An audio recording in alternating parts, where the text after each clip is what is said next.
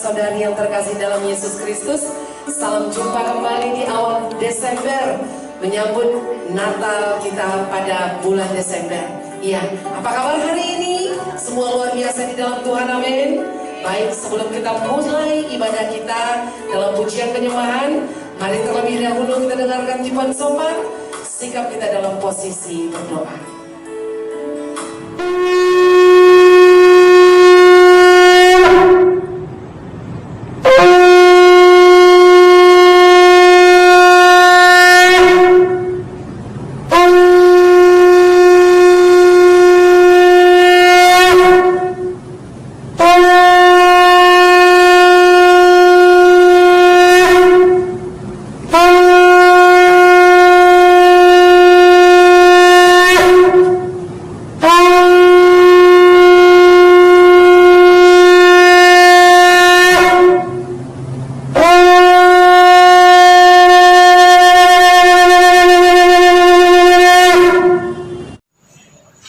Saudara terkasih dalam nama Tuhan kita Yesus Kristus, sebelum kita mulai ibadah kita, mari kita bersatu dalam doa. Kita berdoa.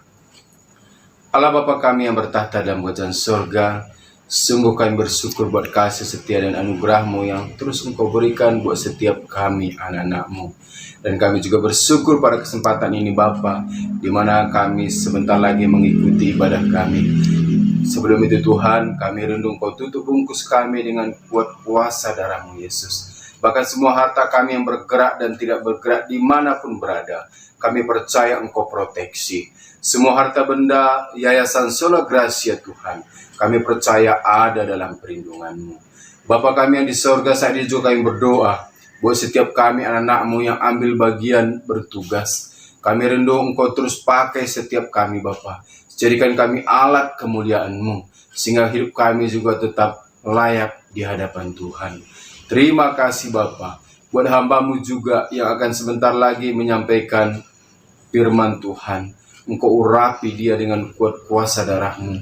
Pimpinan Roh Kudus-Mu tetap mengalir dalam kehidupannya, sehingga firman yang akan dia taburkan buat setiap kami yang mengikuti melalui online ini Bapa, dapat kami pahami dan mengerti dan bisa kami lakukan dalam kehidupan kami sehari-hari. Terima kasih Bapa. Dari awal, pertengahan, sampai selesainya nanti ibadah ini, kami percaya Engkau terus ada di tengah-tengah kami. Bahkan jaringan handphone yang kami pakai, Tuhan berkati. Terima kasih Bapa, ini doa dan ucapan syukur kami. Di atas itu semua ampunkan segala dosa yang kami perbuat, sehingga kami tetap layak menjadi anak-anak-Mu di sepanjang kehidupan kami. Di dalam nama Yesus, Tuhan dan Juru Selamat hidup kami, sama-sama kita katakan, amin. Ya, kami undang, mari kita semua bagi berdiri. Kita mau bersorak-sorai bagi Tuhan. Kita percaya bahwa hari ini adalah hari sukacita yang diberikan Tuhan bagi kita. Amin. Ya, dengan sukacita mari kita naikkan pujian ini bagi Tuhan. Haleluya.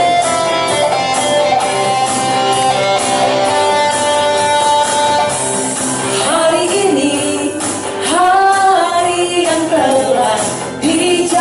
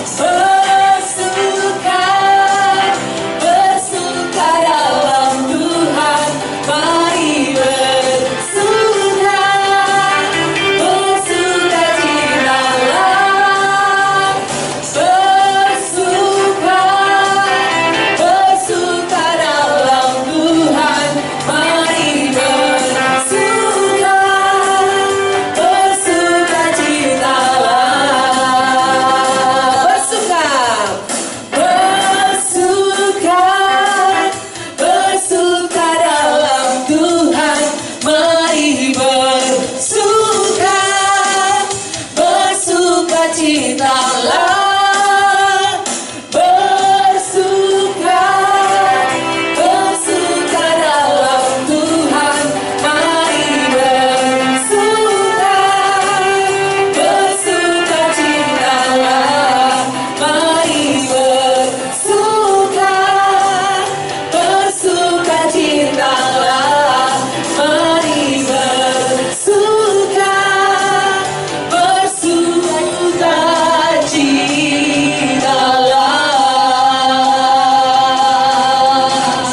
haleluya. Semua kita bersukacita di dalam Tuhan. Amin. Amin. Yes.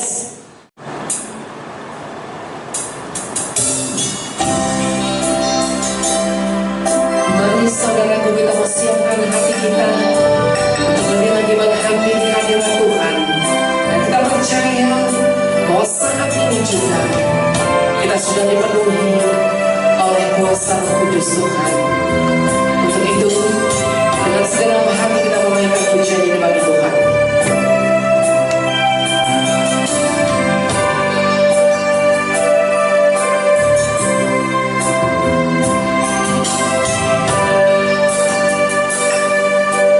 Rohmu yang hidup penuhiku, mengalir dalamku. Jiwaku tenang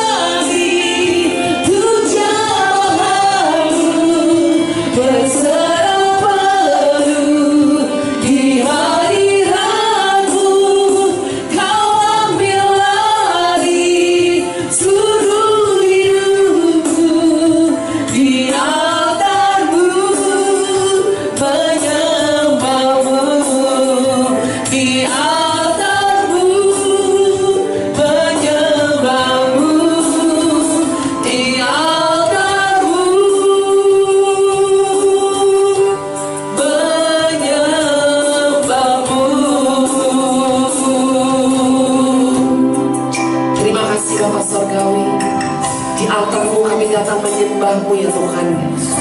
Kami datang ya Bapa sebagai pemuji penyembah yang sudah Tuhan layakkan untuk jadi pendoa pengerja-Mu ya Bapa.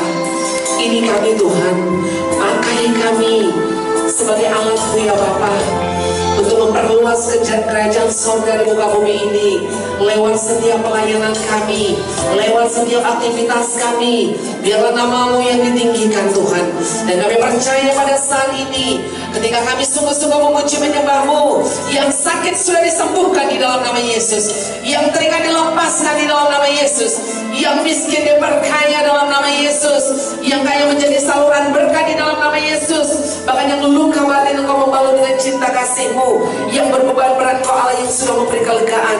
Bahkan yang bimbang saat ini juga sudah Tuhan teguhkan di dalam nama Yesus. Terima kasih Bapa Surgawi. Terimalah setiap pujian penyembahan kami ini ya Tuhan, menjadi dupa yang harum di hadapan-Mu, karena semua kami persembahkan hanya di dalam satu nama yang indah dan berkuasa, Yesus Kristus, Tuhan dan Juru Selamat kami yang hidup. Kami berdoa dan bersyukur. Haleluya. Mari semua kita yang sudah diberkati Tuhan bersama saya, kita katakan amin. Kita beri kemuliaan bagi Tuhan. Mari kita bersatu di dalam doa. Bapa dalam sorga, kami bersyukur dan berterima kasih atas penyertaan-Mu dalam setiap waktu. Saat ini kami masih diberi kesempatan untuk mengikuti ibadah. Bapa dalam sorga, saat ini kami mau menaikkan doa-doa syafaat kami. Sebelumnya suci kuduskan kami, supaya kami layak di hadapan-Mu. Kami bersyukur dan berterima kasih kepada-Mu Bapa, untuk bangsa dan negara kami, di mana saat ini COVID-19 sudah mulai reda penyebarannya. Kami percaya ini semua karena lawatan-Mu turun atas kami. Usaha dan perekonomian mulai bangkit kembali. Masyarakat sudah mulai bekerja dan beraktivitas kembali. Pelajar dan mahasiswa juga sudah mulai sekolah dan kuliah, walaupun masih 50%. Gereja-gereja juga sudah mulai dibuka kembali. Kami percaya situasi ini akan semakin normal kembali. Terima kasih Bapak, Engkau baik dan sangatlah baik. Di balik situasi ini ada rencana indah sudah Kau siapkan untuk kami. Terpujilah Engkau Tuhan di atas ini semua. Bapa dalam sorga, kami juga berdoa untuk cuaca ekstrim yang sedang terjadi di Indonesia. Curah hujan yang tinggi di berbagai daerah, baik itu di Kalimantan, Jawa, Sumatera. Begitu juga di daerah kami, sering terjadi longsor, bahkan merenggut korban jiwa. Bapa yang baik, kami mohon belas kasihan-Mu. Berilah kami cuaca yang baik, jikalaupun hujan tidak terjadi longsor dan menimbulkan korban jiwa. Banyak saudara-saudara kami yang kena musibah ini, terlebih-lebih yang tinggal di bawah kaki Gunung Sinabung. Berikan mereka semua kekuatan, iman yang teguh, dan terus berpengharapan kepada Tuhan. Engkau sanggup menghentikan semuanya Tuhan. Jikalau Engkau mau, kasihani semua saudara-saudara kami ini Bapa. Pakai semua pemerintah setempat untuk menolong saudara-saudara kami yang rumahnya sudah hancur akibat banjir dan longsor. Dalam nama Yesus kami percaya semua akan diubahkan menjadi lebih baik. Bapa dalam sorga, saat ini kami sudah berada di bulan Desember, di mana setiap tahunnya kami merayakan Natal. Kami sudah rindu berkumpul bersama keluarga dan sahabat-sahabat kami untuk bersama-sama merayakan Natal. Mampukan kami semua untuk terus menjaga protokol kesehatan Tuhan, supaya tidak terjadi penyebaran COVID-19. Kami semua aman dalam perlindungan-Mu Tuhan. Darah Yesus yang terus menutup bungkus kami. Terima kasih Bapa.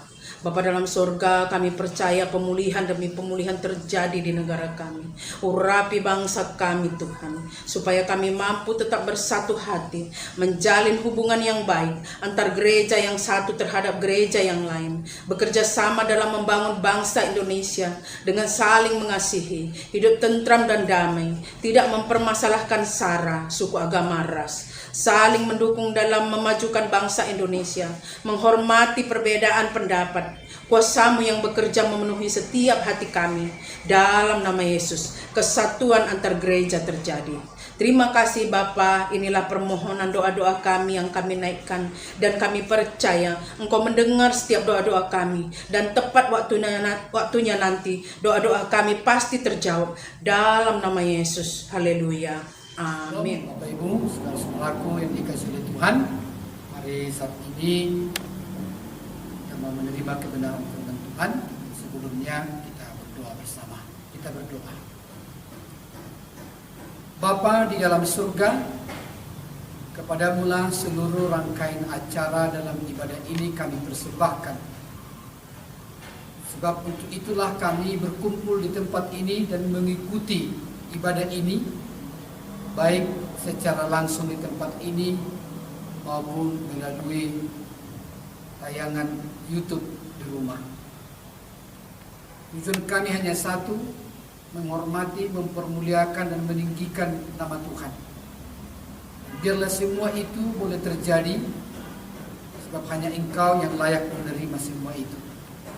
Saatnya bagi kami Bapa mendengarkan satu bagian daripada firman-Mu. Terangilah hati dan pikiran kami oleh Roh-Mu yang kudus, supaya pemberitaan firman-Mu hari ini jadi pemberitaan firman Tuhan yang menguatkan, meneguhkan, memimpin kami dalam perjalanan hidup kami, terlebih memperbaiki kelakuan kami.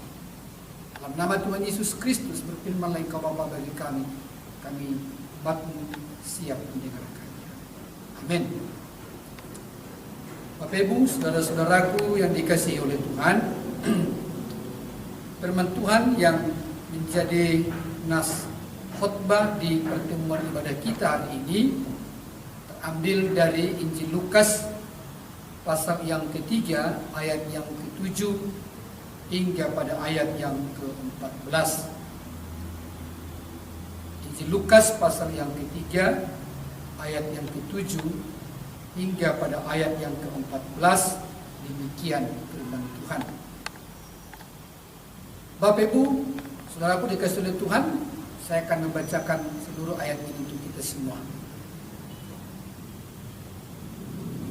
Lalu ia berkata kepada orang banyak yang datang kepadanya untuk dibaptis, katanya, "Hai kamu keturunan ular beludak, siapakah yang mengatakan kepada kamu supaya melarikan diri dari murka yang akan datang? Jadi hasilkanlah buah-buah yang sesuai dengan pertobatan. Dan janganlah berpikir dalam hatimu, Abraham adalah bapa kami. Karena aku berkata kepadamu, Allah dapat menjadikan anak-anak bagi Abraham dari batu-batu ini. Kapak sudah tersedia pada akar pohon, dan setiap pohon yang tidak menghasilkan buah yang baik akan ditebang dan dibuang ke dalam api." Orang banyak bertanya kepadanya, "Jika demikian, apakah yang harus kami perbuat?" Jawabnya, "Barang siapa mempunyai 2 helai baju, hendaklah ia membaginya dengan yang tidak punya. Dan barang siapa yang mempunyai makanan, hendaklah ia berbuat juga demikian." Ada datang juga pemungut-pemungut cukai untuk dibaptis, dan mereka bertanya kepadanya, "Guru, apa yang harus kami perbuat?" Jawabnya, "Jangan menagih lebih banyak daripada yang telah ditentukan bagimu." Dan prajurit-prajurit bertanya juga kepadanya, "Dan kami, apakah yang harus kami perbuat?" Jawab Yohanes kepada mereka, "Jangan merampas dan jangan memeras, dan cukupkanlah dirimu dengan gajimu." Sejak demikian pembacaan firman Tuhan. Berbahagia dan diberkati Tuhanlah kita yang mendengar, terlebih-lebih kita yang melakukan firman Tuhan ini nantinya dalam kehidupan kita. Bapak Ibu saudaraku dikasihi oleh Tuhan, tak terasa kita sudah memasuki hari-hari yang menjadi satu momen yang spesial bagi kita umat Kristen, yaitu menyambut Natal. Dan kalau di tahun-tahun gerejawi, saat-saat seperti inilah kita disebut dalam minggu gereja itu adalah minggu-minggu Advent. Nah, Bapak Ibu saudaraku dikasihi Tuhan, kalau kita secara terminologinya memahami minggu Advent sebenarnya adalah itu berbicara tentang penantian, ya, persiapan di dalam berbicara menyambut kelahiran Yesus Kristus. Dan klimaksnya di tanggal 25 Desember lah kita merayakannya. Nah, jadi Bapak Ibu Saudaraku dikasihi oleh Tuhan, penting bagi kita belajar dari sejarah Alkitab, ya, bagaimana persiapan-persiapan yang sudah jauh sebelumnya dinubuatkan oleh para nabi tentang kelahiran Sang Juru Selamat di dunia ini. Ya, kelahiran Sang Juru Selamat di dunia ini. Begitu banyak para nabi menubuatkan hal itu. Nah, tentu di dalam menyambut kelahiran Yesus Kristus ada persiapan-persiapan yang khusus yang dilakukan oleh umat Kristen secara umum di dalam momen perayaan Natal. Tetapi di sisi lain, sebenarnya kita bukan lagi mengharapkan, menantikan kelahiran Sang Juru Selamat, karena peristiwa itu sudah terjadi pada 2000 tahun kurang lebih. Nah, yang sekarang memang kita hanya mengingat kelahirannya, merayakan kelahirannya yang sudah terjadi, sudah datang ke dunia ini kurang lebih 2000 tahun yang lalu. Tetapi Bapak Ibu Saudaraku dikasihi oleh Tuhan, sesungguhnya yang kita nantikan sekarang itu adalah menantikan kedatangan Yesus kali kedua. Karena kedatangan yang pertama dalam karya penyelamatan dunia dari dosa itu sudah terjadi. Nah, yang kita nantikan adalah bagaimana kita mempersiapkan diri dalam menantikan kedatangan Yesus kali kedua. Jadi memang ini selalu yang menjadi dilematis ketika kita berbicara tentang minggu-minggu Advent. Ya, satu sisi kita berbicara menantikan kelahiran Sang Juru Selamat, hal itu sudah terjadi, tapi di dalam kebiasaan kita itu menjadi perayaan. Tetapi yang jauh lebih penting sebenarnya adalah menantikan kedatangan Yesus kali kedua. Nah, Bapak Ibu Saudaraku dikasihi oleh Tuhan, saya melihat dari bacaan kita dari Lukas pasal 3 ayat 7 sampai 14 yang saya bacakan tadi untuk kita semua sebagai nas khotbah, setidak-tidaknya ada hal yang perlu kita pahami. Apa yang terpenting, apa yang terbaik yang perlu sebagai umat Tuhan, yang perlu kita persiapkan, yang perlu kita lakukan di dalam menantikan Kristus kali kedua. Saudara-saudaraku yang dikasihi oleh Tuhan, memang konteks ini adalah berbicara tentang bagian daripada khotbah Yohanes Pembaptis. Ya, kalau kita lihat di situ, ya, ayat yang ketiga, maka datanglah Yohanes ke seluruh daerah Yordan dan menyerukan, bertobatlah dan berilah dirimu dibaptis, dan Allah akan mengampuni dosamu, seperti ada tertulis dalam kitab nubuat-nubuat Yesaya, dan seterusnya hingga pada ayat yang ke-6. Ini bagian daripada seruan atau khotbah Yohanes Pembaptis. Nah, ayat yang kita baca tadi, ayat 7 sampai pada ayat yang ke-14, yang perlu kita kerjakan, yang perlu kita tunjukkan, yang perlu kita nyatakan dalam kehidupan kita setiap saat menjelang kedatangan Yesus kali kedua adalah seperti yang dikatakan oleh Yohanes Pembaptis tadi di sini, adalah supaya kita menghasilkan buah pertobatan. Ya. Dikatakan di ayat yang ke-8, jadi hasilkanlah buah-buah yang sesuai dengan pertobatan. Buah-buah yang sesuai dengan pertobatan. Artinya apa di situ? Buah atau tanda yang bisa dilihat, dibaca, dirasakan oleh orang-orang di sekitarmu, yang bisa dilihat oleh Tuhan yang kau percayai. Tunjukkanlah buah imanmu itu. Tunjukkanlah buah kepercayaanmu itu. Yang itu tadi disebut menghasilkan buah pertobatan. Nah, Bapak Ibu Saudaraku dikasihi oleh Tuhan, kenapa? Karena pada zaman itu, pada saat Yohanes Pembaptis melihat semua perilaku-perilaku yang menurut Yohanes bahwa mereka itu semua adalah orang-orang munafik, mengaku keturunan Abraham, bangga dengan keturunan Abraham, mengenal Allahnya Abraham, kira-kira begitu, tetapi tidak sesuai dengan perbuatan mereka. Jadi Bapak Ibu Saudaraku dikasihi oleh Tuhan, orang-orang Yahudi terlalu percaya diri karena mereka itu adalah umat pilihan Tuhan, karena mereka itu adalah bangsa pilihan Tuhan. Mereka secara keturunan biologis itu adalah bahwa mereka itu adalah keturunan Abraham.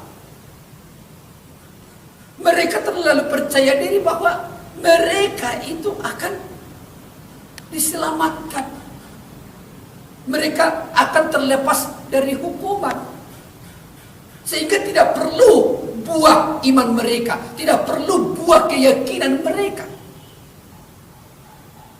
Dan itu yang ditekankan oleh Yohanes di sini, sampai disebut mereka itu ya sangat kasar memang. Hai kamu keturunan ular beludak. Ya.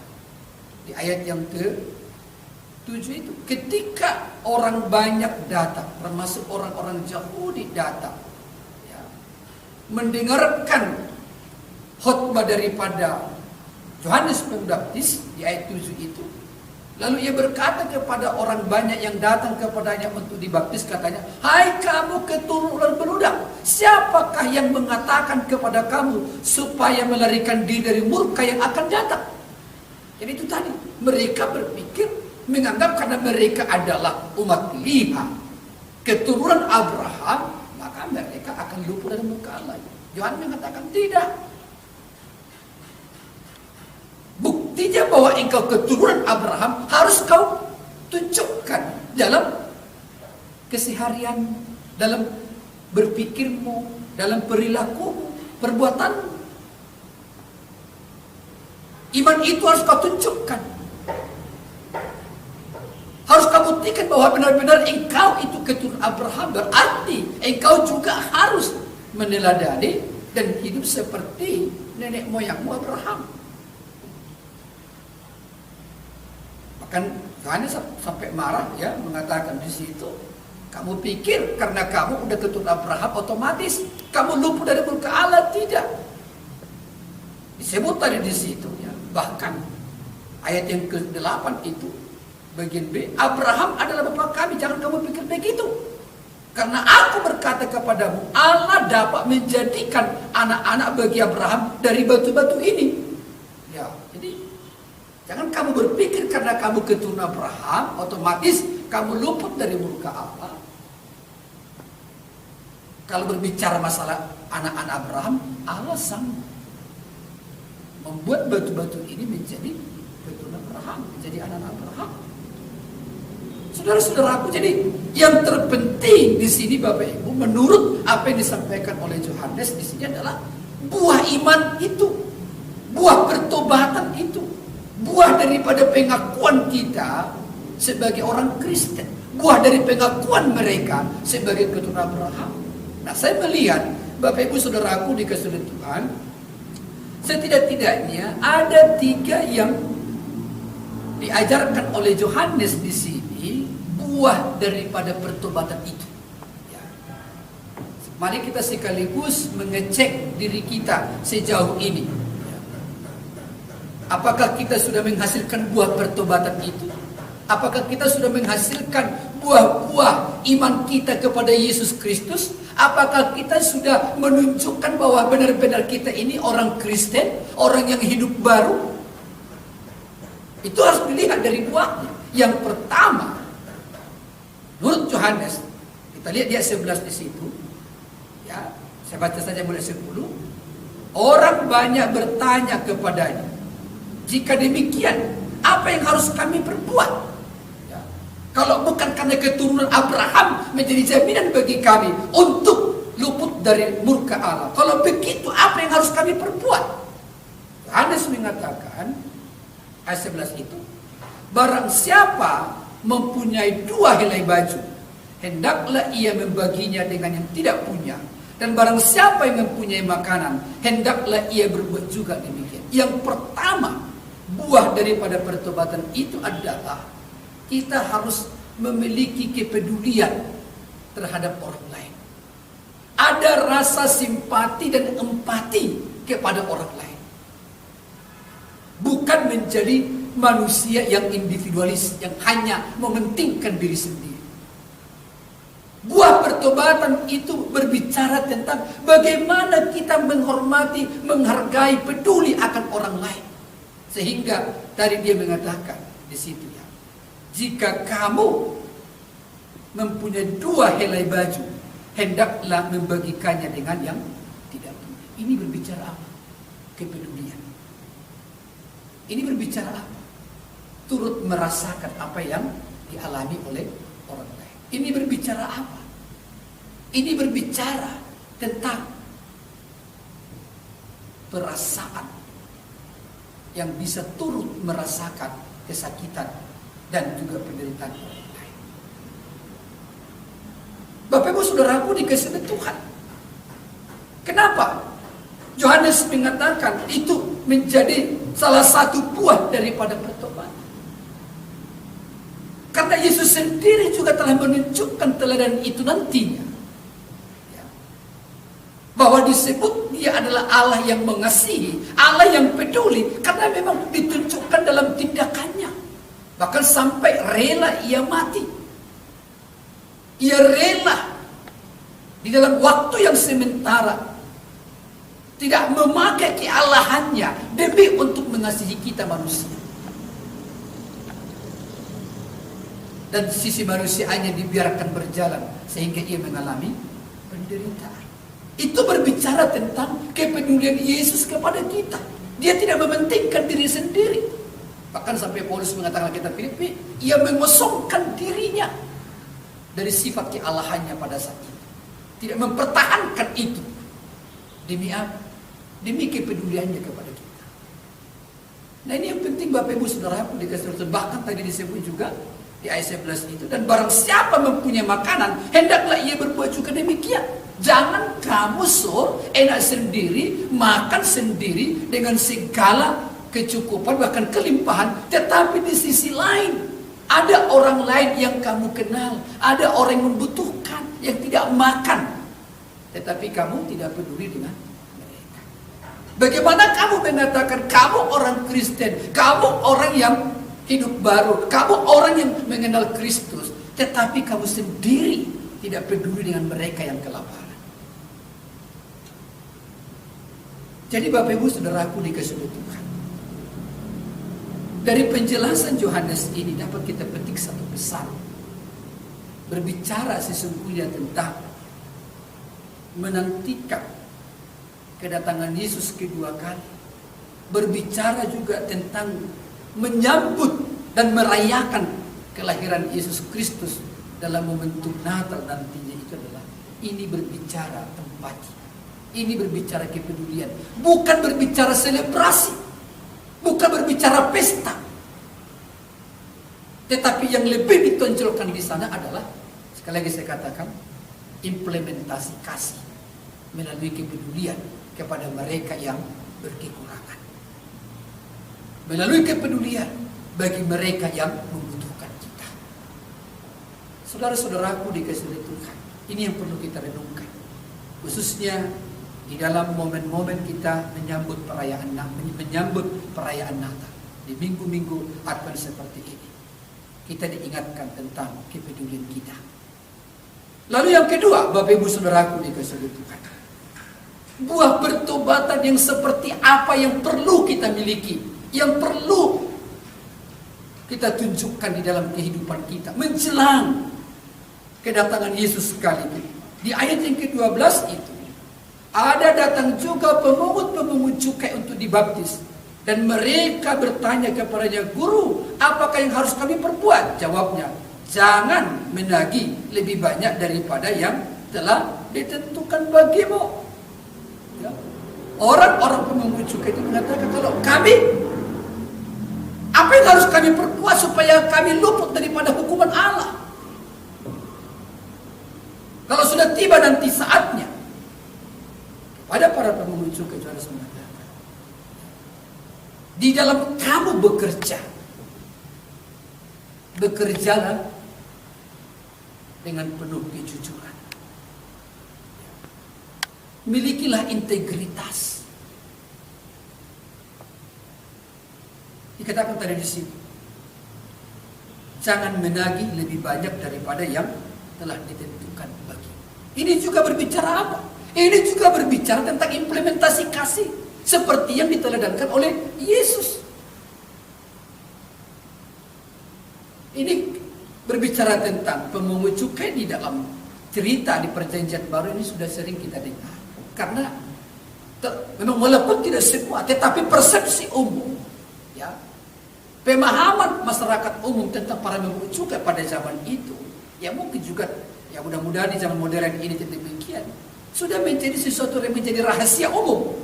Bahwa para pemungut cukai itu seringkali memungut melebihi ketetapan yang sudah ditentukan. Artinya apa? Markup. Atau di dalamnya juga bisa kita sebut mengkorupsi. Masih ingat kisah di Lukas pasal 19 itu nanti tentang Zakheus? Kenapa dia dibenci orang? Kenapa dia dimusuhi oleh banyak orang? Karena dia mengambil pajak melebihi ketentuan yang wajar. Nah, ini berbicara tentang hidup jujur, hidup berintegritas di dalam semua aktivitas kita, di dalam pekerjaan kita, apapun profesi kita. Ya, tidak harus sebagai pemungut cukai. Karena apa? Godaan untuk markup, godaan untuk korupsi, godaan untuk menyalahgunakan wewenang itu tinggi dimanapun. Jangan kita pikir hanya di perkantoran. Di rumah aja pun itu bisa terjadi. Di komunitas rohani pun bisa itu terjadi. Bahkan di gereja pun itu bisa terjadi. Dan berbagai macam. Yohanes mengatakan, jika engkau ingin menunjukkan buah pertobatan, jika engkau ingin benar-benar bertobat, dan buahnya itu yang harus kamu tunjukkan. Salah satu di antaranya adalah, jika engkau sebagai seorang pemungut cukai, apa yang dipandang orang selama ini jelek tentang engkau, ubah itu. Jadilah engkau menjadi orang jujur. Maka dengan itulah kau menunjukkan iman. Dengan itulah engkau menunjukkan bahwa engkau benar-benar bertobat. Jadi Bapak Ibu Saudaraku dikasihi Tuhan, ya, tidak ada artinya bagi kita merayakan Natal di dalam kelahiran Yesus Kristus dalam bentuk perayaannya, tetapi semua upaya-upaya di dalam perayaan itu, semua itu berbicara tentang kebohongan. Itu tidak akan menjadi buah daripada pertobatan. Jangan terjebak. Seringkali kita terjebak di dalam perayaan Natal. Akhirnya kadang-kadang supaya perayaan Natal itu wah, lalu apa? Kita pun kadang-kadang terjebak, bisa menghalalkan semua cara. Saudara-saudaraku dikasihi Tuhan, sekali lagi saya katakan, ini berlaku dimulai dari rumah atau keluarga kita sampai kepada komunitas di luar diri kita. Hidup dalam kejujuran itu menjadi buah yang kedua di dalam kita menantikan kedatangan Yesus sekali kedua, dan di dalam kita juga memperingati, mensyukuri kelahiran Yesus Kristus ke dunia ini. Lalu yang ketiga, Bapak Ibu Saudaraku dikasihi Tuhan, buah pertobatan itu apa? Yang harus ditunjukkan sesuai dengan perkataan Yohanes di sini di ayat yang ke-14. Dan prajurit-prajurit bertanya juga kepadanya, dan kami, apakah yang harus kami perbuat? Jawab Yohanes kepada mereka, jangan merampas dan jangan memeras, dan cukupkanlah dirimu dengan gajimu. Artinya apa di sini? Bapak Ibu Saudaraku dikasih oleh Tuhan, gunakan kekuasaanmu, wewenangmu itu dengan baik, dan belajar mencukupkan apa yang ada padamu. Saudara-saudaraku dikasih oleh Tuhan, ya, biasa juga memang godaan bagi satu profesi atau satu jabatan yang memiliki kekuasaan, apalagi kekuasaan itu sangat power, sangat absolut, ya, kadang-kadang bisa melakukan apa saja. Dan tidak jarang kita dengar ketika seseorang punya jabatan tertentu dan jabatan itu membuat dia memiliki kekuasaan yang luar biasa, seringkali kekuasaan itu juga dipakai untuk apa? Menindas orang lain dan untuk menguntungkan dirinya sendiri. Saya pikir tidak susah kita memahami ini, ya. Dan saya yakin bukan hanya pada zamannya Yohanes Pembaptis itu ada fenomena masyarakat seperti itu, tapi dalam zaman kita sekarang juga tidak sulit kita untuk mencari contoh seperti itu. Terlebih di dalam dunia kita sekarang, di konteks Indonesia pun sekali hal itu tidak sulit untuk kita lihat. Demi untuk memenuhi keinginan kita, demi untuk memuaskan keinginan kita, kita rela merampas hak orang lain dengan berbagai cara, melalui dengan kekuasaan yang dimiliki tadi, relasi yang dimiliki tadi. Saudara-saudaraku dikasih oleh Tuhan, ini berbicara juga tentang gaya hidup yang harus perlu kita renungkan, yaitu apa?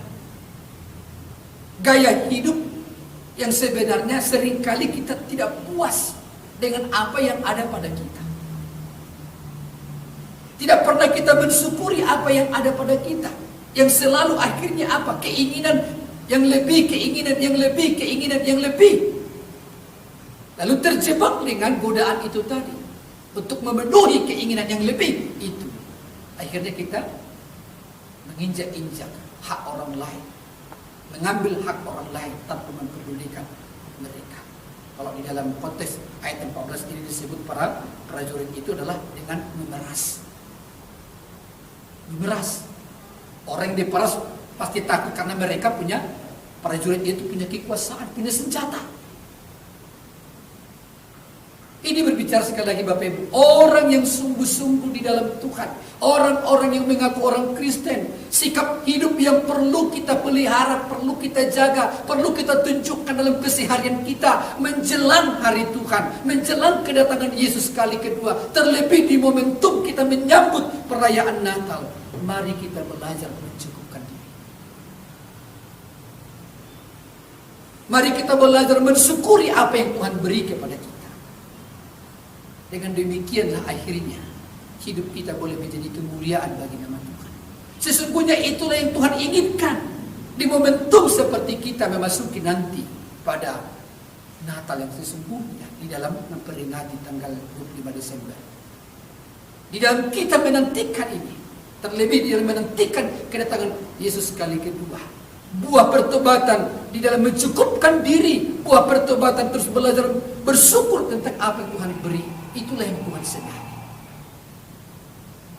Sebagai bukti, Bapak Ibu Saudaraku dikasih oleh Tuhan, apa yang dikatakan oleh Yohanes ini kepada sekelompok orang yang datang kepadanya waktu itu minta diri untuk dibaptis. Tetapi Yohanes mengingatkan mereka, kamu jangan hanya mau status, tetapi kamu juga harus menunjukkan statusmu sebagai orang-orang yang beriman. Jangan kamu hanya meminta diri untuk dibaptis supaya kamu merasa seolah-olah kamu nantinya itu sudah legal. Tetapi yang perlu kamu tahu dulu sebelum kamu dibaptis, mampukah, adakah kerinduan, adakah komitmen engkau menunjukkan sebagai tanda bahwa engkau sudah menjadi milik Kristus. Bapak Ibu Saudara-saudaraku dikasih Tuhan, memang ini konteks adalah di mana Yohanes Pembaptis memulai membuka jalan dalam pekerjaan pelayanan Yesus nantinya. Ya, Dan makanya di akhir daripada nats ini banyak orang berpikir bahwa Yohanes Pembaptis ini inilah Yesus, inilah Mesias. Padahal dia bukan Mesias, dia hanya membuka jalan. Nah, kalau kita baca nanti sampai pada ayat-ayat selanjutnya ya, bagaimana akhirnya karena ungkapan ini, ya karena ada orang menganggap bahwa Yohanes itu adalah dia Mesias yang dinanti-nantikan, dan itu membuat akhirnya tersinggung oleh orang-orang, tersinggung para orang Yahudi, ya. Akhirnya apa? Yohanes itu dimasukkan ke penjara. Saudara-saudaraku dikasihi Tuhan, sekali lagi sesuai dengan tema kita hari ini berbicara tentang minggu-minggu Advent. Mari kita mencoba merenungkannya kembali, supaya kita jangan terjebak hanya di dalam perayaan, tetapi mari kita merenungkan diri kita, sejauh mana kita selama ini sudah menghasilkan buah-buah iman kita, menghasilkan buah-buah pertobatan kita. Itulah kualitas hidup yang perlu kita jaga menjelang kedatangan Yesus kali kedua, dan kualitas hidup yang dibutuhkan, yang dirindukan oleh Tuhan dari kita dalam kita menyambut dan memperingati nanti hari kelahirannya. Amin. Mari kita berdoa.